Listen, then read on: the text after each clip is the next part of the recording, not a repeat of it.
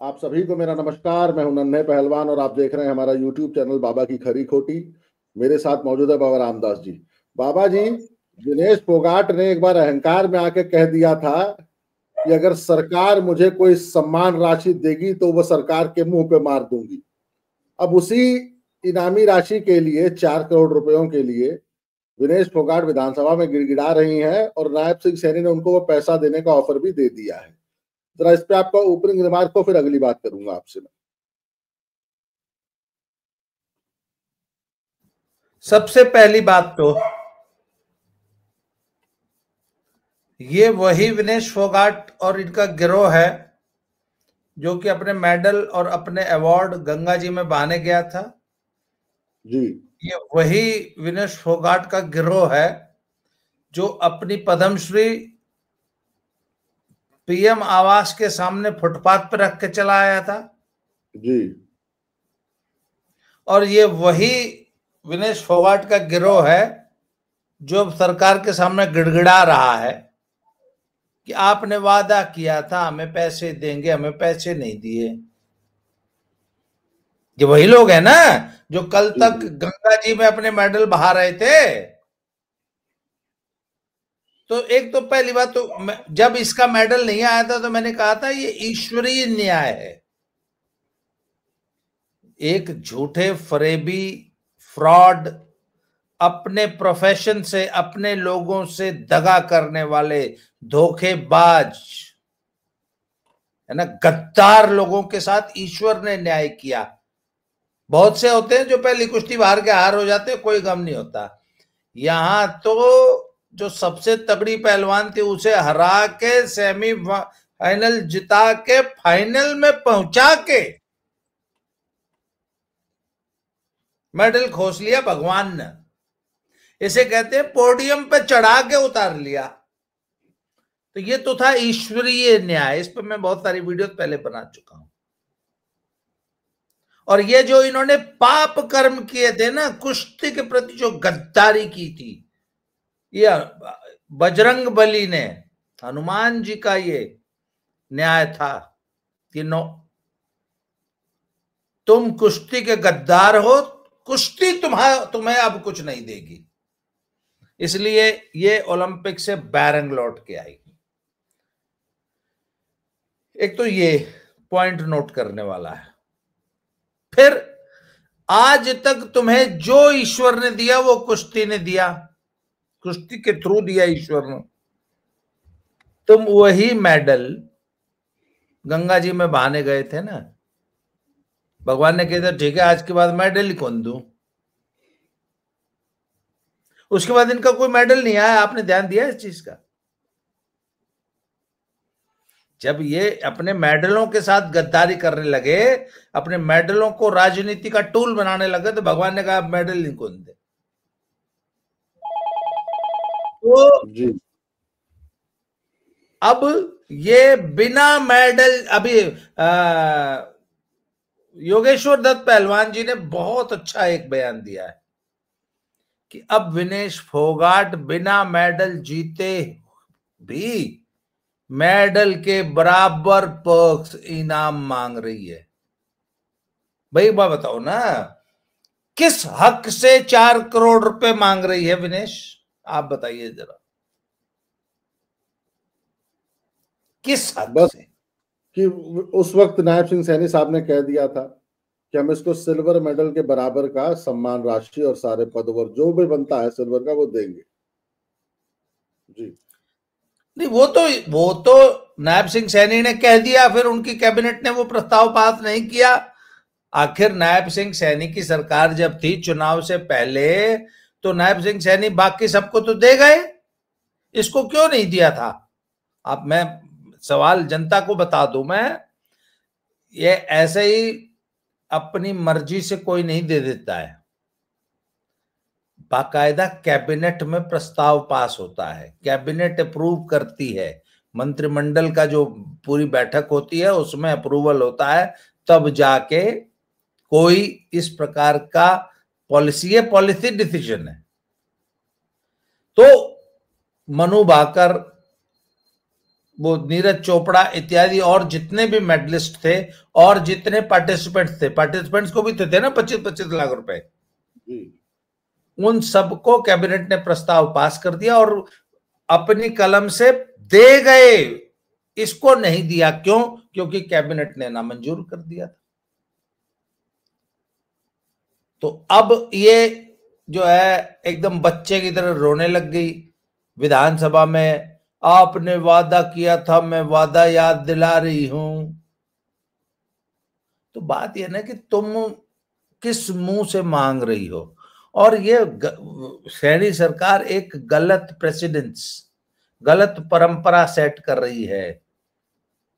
भाई आखिर क्यों उसको सिल्वर मेडल के बराबर माना जाए?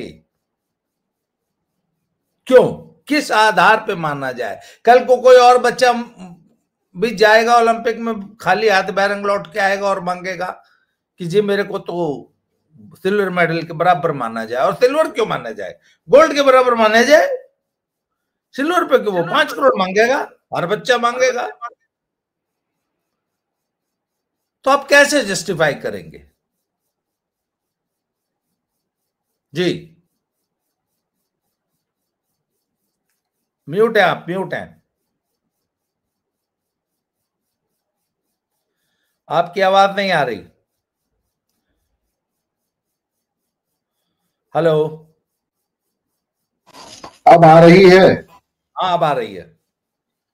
बाबा जी मुझे एक बात बताइए ना कि इसी विनेश फोगाट के ताऊ है महावीर फोगाट, जिन्होंने इनको कुश्ती सिखाई थी शुरू में, वो उनकी प्रारंभिक कोच वही थे। और इनकी जो 4 बहनें हैं, उनके पिता गीता, बबीता, संगीता के और ऋतु के, उन्होंने विनेश फोगाट को बहुत झाड़ लगाई है और कहा जरा विनेश को अपनी जबान पे कंट्रोल करना चाहिए। भूपेंद्र हुड्डा और दीपेंद्र हुड्डा का पिट्ठू बनके, उनका स्पोक्समैन बनके, स्पोक्स पर्सन बनके कुश्ती को और हरियाणे को तंज नहीं कसने चाहिए। उधर योगेश्वर दत्त ने भी, उन्होंने योगेश्वर दत्त की बात का भी सपोर्ट किया है। जब सब कुछ तुमको कुश्ती ने दिया था तो तुम कुश्ती को इतना बदनाम क्यों कर रही थी? उन्होंने तो यहां तक कि भूपेंद्र हुड्डा और दीपेंद्र हुड्डा की उस सरकार का विरोध किया कि उस जमाने में कैश प्राइस तो छोड़िए, जो मूलभूत सुविधाएं होती थी, indoor stadium, indoor hall, mat, gym, कहता ये सब नहीं मिला करते थे। विनेश फोगाट, आप एक बात बताइए बाबा जी, इधर जब से कुश्ती संघ बहाल हुआ है, आपको मैं बता दूं कि अप्रैल के इसी महीने में कोटा राजस्थान में जूनियर नेशनल्स होने जा रही हैं और इसी महीने की 9 तारीख से सीनियर नेशनल के कैंप लगने जा रहे हैं। पुरुषों का कैंप बालेवाड़ी सेंटर जो पुणे में है, साई का सेंटर है, वहां लग रहा है, और महिलाओं का राजस्थान, सॉरी गुजरात में लग रहा है। कुश्ती गांधीधाम में, गांधीनगर में शायद। तो कुश्ती तो अपने ट्रैक पे वापस आ गई, लेकिन विनेश फोगाट एंड गैंग, विनेश फोगाट ने पिछली तो धमकी दी है कि मैं खिलाड़ी हूं, मैं इसके खिलाफ जाऊंगी। सरकार ने फिर कुश्ती एक बलात्कारी, एक गुंडे के हाथ में दे दिया जिसने महिलाओं का, लड़कियों का शोषण किया है। और विनेश फोगाट ने धमकी दी है कि मैं तो विधानसभा से त्यागपत्र देके फिर कुश्ती के मैदान में उतरूंगी और कुश्ती के लिए जाकर फिर से धरना प्रदर्शन करूंगी। ये विनेश फोगाट का स्टैंड था पिछले 1 हफ्ते में। जी, आपने कहा कुश्ती ट्रैक पे वापस आ गई। कुश्ती ट्रैक से उतरी क्यों थी? इनकी वजह से। कुश्ती को ट्रैक से उतारा किसने था? इन्होंने, इस पूरे गैंग ने। आप कह रहे हैं कि कैंप वापस लगने लग रहे। कैंप तो लगे हुए थे, लगाया कैंप। लखनऊ में लड़कियों का कैंप लगा हुआ था जब ये कंट्रोवर्सी खड़ी हुई, और लगाए कैंप को में से बच्चियों को कैंप बंद करके वापस भेजा गया था। वो किसने किया था यो कांड? यही पहलवान गैंग पूरा। नंदनी नगर में चैंपियनशिप चल रही थी, पहले दिन की कुश्ती हो चुकी थी, दूसरे दिन की कुश्ती के लिए लड़के लड़कियां ट्रेन पकड़ चुके थे। रात में 7 बजे न्यूज आई कि टूर्नामेंट चलता हुआ, टूर्नामेंट कुश्ती का टूर्नामेंट चैंपियनशिप थी या रैंकिंग थी? रैंकिंग टूर्नामेंट था। एक दिन कुश्ती होने के बाद टूर्नामेंट बीच में रोक दिया गया। किसने रुकवाया था? धरनाजीवी गैंग ने। उस दिन के बाद आज तक एक भी कोचिंग कैंप नहीं लगा, एक भी। ओलंपिक तक की टीम जो है बिना कोचिंग कैंप के गई है, नहीं तो पहले 2-2 साल के कोचिंग कैंप लगते थे। ये किसके कारण हुआ? धरनाजीवी गैंग के कारण। 1000 लड़कियां ब्रजभूषण के तौले गले करके गई। ये घिनौना आरोप किसने लगाया था? जी, धरनाजीवी गैंग ने। फेडरेशन का चुनाव ना होने पाए इसके लिए कभी ये हाई कोर्ट, कभी वो हाई कोर्ट, कभी यहां से स्टे, कभी वहां से स्टे। ये किसने किया था? धरनाजीवी गैंग। धरनाजीवी गैंग ने प्रेमचंद लोचब और अनीता श्योराण और वो जो ढाबे वाला है, कौन, मन्नत ढाबे वाला, मन्नत ढाबे वाला, उसको चुनाव किसने लड़ाया था? धरनाजीवी गैंग ने। चुनाव कौन हारा? धरनाजीवी गैंग। चुनाव हारने के बाद 24 घंटे बाद फिर से फेडरेशन पे बैन किसने लगवाया? धरनाजीवी गैंग ने। ट्रायल किसने रुकवाए? धरनाजीवी गैंग ने। कॉम्पिटिशनों में इस 2 रैंकिंग सीरीज टूर्नामेंट अभी 1 महीना पहले टीम नहीं गई, किसकी वजह से? धरनाजीवी गैंग की वजह से। तो इस कुश्ती का जितना सत्यानाश धरनाजीवी गैंग ने किया है उतना और किसने किया? और इन सब चीजों से लड़के वापस कुश्ती अपने ट्रैक पे आई है। बाबा जी अभी 2025 के अभी 2 दिन पहले सीनियर की एशियन रेसलिंग चैंपियनशिप खत्म हुई है। लड़कियों में 1 गोल्ड, 1 सिल्वर, 3 ब्रॉन्ज आए हैं। पुरुषों के ग्रीको रोमन में 2 ब्रॉन्ज आए हैं और पुरुषों के फ्री स्टाइल में 2 सिल्वर, 1 ब्रॉन्ज आया है। ये अभी की परफॉर्मेंस थी। आपको बताऊं, अगर ये कैंप लग रहे होते तो पुरुषों में कम से कम 1 या 2 लड़का चैंपियन हुआ होता, गोल्ड आया होता। मेडल की संख्या, सीधी सी बात, ये मेडल की संख्या दुगनी होती, दुगनी। और एक बात बताऊं आपको, कुश्ती के गद्दार हैं और अब उसी कुश्ती के लिए गिड़गिड़ा के मांग रहे हैं कि हमें भी दे दो। अरे लड़के जीत के आते। अच्छा 1 मिनट, अंदर की बात तो आप भी जानते हैं, इसका ओलंपिक में मेडल क्यों नहीं आया? क्योंकि इसने एक तो पूरे देश से बाबा जी एक पता है झूठ क्या बोला मीडिया ने उस वक्त, और इवन पूरे रेसलिंग फ्रेटर्निटी ने, 100 ग्राम से रह गया, एक्चुअली 1.5 किलो से ज्यादा वजन था। अच्छा, ये आखिर इसको 50 किलो में लड़ना क्यों पड़ा? क्योंकि 53 किलो में अंतिम बंगाल क्वालिफाई कर चुकी थी। हाँ, आपको याद है इनका झगड़ा क्या था फेडरेशन से? हाँ, आपको झगड़ा याद है? एक्चुअली मूल झगड़ा क्या था कि फेडरेशन ने कहा था कि हम टीम भेजने से पहले एक फाइनल ट्रायल लेंगे और जो फिट होगा उसको भेजेंगे। लेकिन इन्होंने क्या कहा था कि ना जी ना, जो आज तक क्वालिफाई करके आता रहा है वही जाएगा, तो वही आगे जाएगा। तो फिर फेडरेशन ने कहा ठीक है भैया, अंतिम बंगाल क्वालिफाई करके आई है वही जाएगी। तो बाबा जी आपको मैं बताऊं, अंतिम बंगाल को ओलंपिक से पहले चोट लग गई थी और विनेश फोगाट और अंतिम बंगाल के ट्रायल होते तो विनेश अंतिम को हरा लेती। आप म्यूट हैं, आप म्यूट हैं।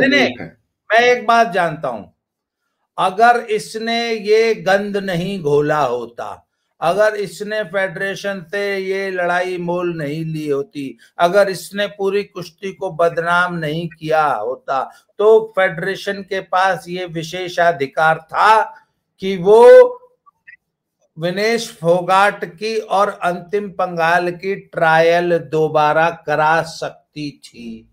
और यदि वो ट्रायल फेडरेशन कराती तो मैं आज गारंटी से कहता हूं कि ये विनेश फोगाट उसको अंतिम पंघाल को हरा के 53 में ओलंपिक खेलती और 53 में भी ये यही परफॉर्मेंस देती जो इसने 50 में दी है। जो वो 3 किलो एक्स्ट्रा तोड़ना पड़ा ना, तो पहले दिन के वेइंग इन में तो भूखी मर के तोड़ लाई, क्योंकि ये जो 50 किलो में आई थी ये 57-58 किलो से तोड़ के 50 किलो में आई थी।